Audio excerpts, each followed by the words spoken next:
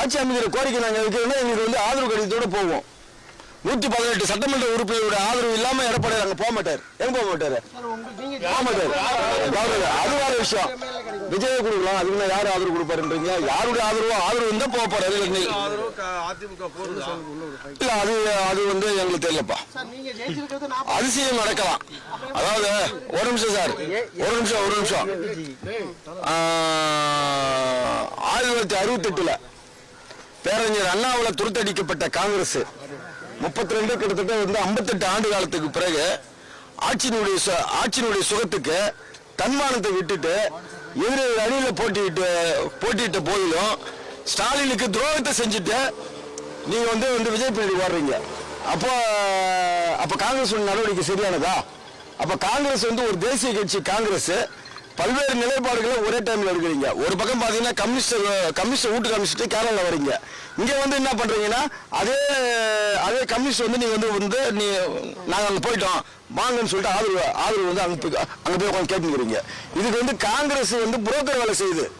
விஜய் முதலமைச்சராக வருவதற்கு காங்கிரஸ் கட்சி அந்த அதிகார பதவி வரிக்காக புரோக்கர் வேலை செய்யுது. கேவலமான புரோக்கர் வேலை. பேரறிஞர் அண்ணா அவர்களால் தமிழகத்தில் 58 ஆண்டுகளுக்கு முன்பு துரத்தி இந்த காங்கிரஸ் பதவி வெறிக்காக தன்னுடைய நிலை மறந்து கேவலமான செயல்பாடுகளில் ஈடுபடுது.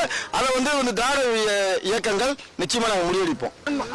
சார் சில விஷயங்கள் தான் என்னால் சொல்ல முடியும், சில விஷயத்துல சொல்ல முடியாது. ஏன்னா அரசியல் என்பது டைம் டு டைம்,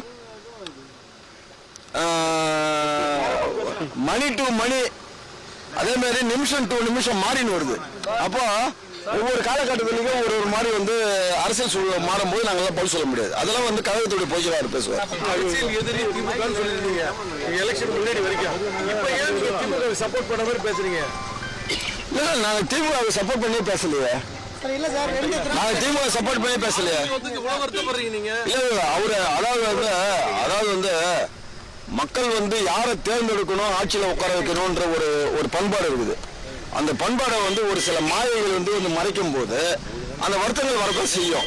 இப்ப ஸ்டாலின் வந்து வெற்றி வாய்ப்பு இருந்த போது என்கிட்டே சொன்னார் எடப்பாடியார், அவர் எவ்வளவு பெரிய லீடரு, அவரெல்லாம் ஜனங்க தோக்கடிச்சு தப்பு அப்படிலாம் இருக்கக்கூடாது. Vijay supporting government formation. Vijay வந்து 118 மெஜாரிட்டி சீட்ஸ், பட் 107 100%ல 50% ஓட்டர்ஸ் ஓட் போடல.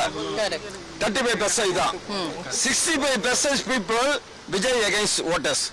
எப்படி நீங்க வந்து அவருக்கு வந்து மக்கள் வந்து மெஜாரிட்டி கொடுத்தாங்க சொல்றீங்க? எப்படி சொல்றீங்க?